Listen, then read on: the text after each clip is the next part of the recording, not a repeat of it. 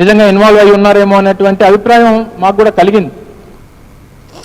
కేంద్ర మంత్రి కిషన్ రెడ్డి జూబ్లీహిల్స్ ఉప ఎన్నికలపై కీలక వ్యాఖ్యలు చేశారు. గతంలో బీజేపీకి జూబ్లీహిల్స్ లో విజయావకాశం లేకపోయినా ఇప్పుడు పరిస్థితులు మారాయని ఆయన పేర్కొన్నారు. అసెంబ్లీ ఎన్నికల్లో ప్రధానంగా బీఆర్ఎస్ కాంగ్రెస్ మధ్య పోటీ జరిగినప్పటికీ బీజేపీ 2వ స్థానానికి ఎదిగిందన్నారు. ప్రజలు కాంగ్రెస్ మోసపూరిత పాలనను, బీఆర్ఎస్ అహంకారాన్ని తిరస్కరిస్తున్నారని తెలిపారు. ఈ ఉప ఎన్నికల్లో త్రిముఖ పోరు జరుగుతుంది కానీ బీజేపీ ఓటర్లు మద్దతుతో బలంగా నిలుస్తుందని అన్నారు. ఇక ప్రజల అభివృద్ధి, భద్రత, పారదర్శకత కోసం మాత్రమే బీజేపీని ఆశ్రయిస్తున్నారని తెలిపారు. ఇక దేశవ్యాప్తంగా మోదీ నాయకత్వం ప్రజల విశ్వాసాన్ని గెలుచుకుంటుందని, జూబ్లీహిల్స్ కూడా దానికి మినహాయింపు కాదు అని కిషన్ రెడ్డి ధీమా వ్యక్తం చేశారు. గతంలో టీఆర్ఎస్ పార్టీ ఏ రకంగా నిరుద్యోగ యువతకు మోసం చేసిందో ఈరోజు కాంగ్రెస్ పార్టీ కూడా అదే విధంగా మోసం చేస్తా ఉంది. అంతేకాకుండా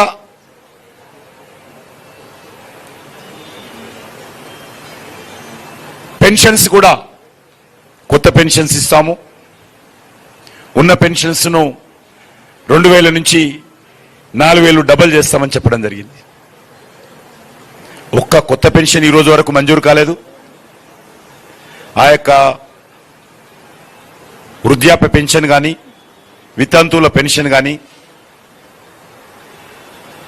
ఒకటి కూడా ఇంతవరకు 4000 రూపాయలు చేయలేదు. అదేవిధంగా దివ్యాంగులకు 6000 రూపాయలు చేస్తామని చెప్పి హామీ ఇచ్చారు మేనిఫెస్టోలో. కానీ ఆ యొక్క మేనిఫెస్టోలో ఇచ్చినటువంటి 6000 కూడా ఎక్కడ కూడా అమలు జరగడం లేదు. చదువుకునేటువంటి విద్యార్థుల కోసం 5 లక్షల విద్యా భరోసా కార్డు అని చెప్పి హామీ ఇచ్చింది.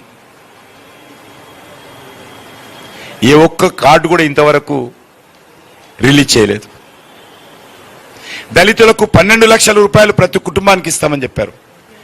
ఒక్క కుటుంబానికి కూడా ఈ రోజు వరకు మరి ఆర్థిక సహాయం అందలేదు.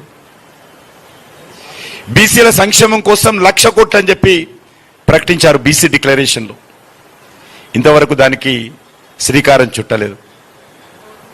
ఈ రకంగా చెప్పుకుంటూ పోతే అనేక రకాల హామీలు. ఇంకా నేను గ్రామీణ ప్రాంతాల విషయాలు చెప్పడం లేదు, హైదరాబాద్ జూబ్లీహిల్స్కి సంబంధించిన విషయాలే చెప్తా ఉన్నాను. ఏ ఒక్కటి కూడా అమలు కాలనటువంటి పరిస్థితి. మొన్న ముఖ్యమంత్రి గారు చెప్తా ఉన్నారు, సంవత్సరంలోనే 2 లక్షల ఉద్యోగాలు అన్నారు. మరి ఉద్యోగాలు ఇవ్వకపోతే ఉద్యోగాలు లేనటువంటి నిరుద్యోగ యువకులకు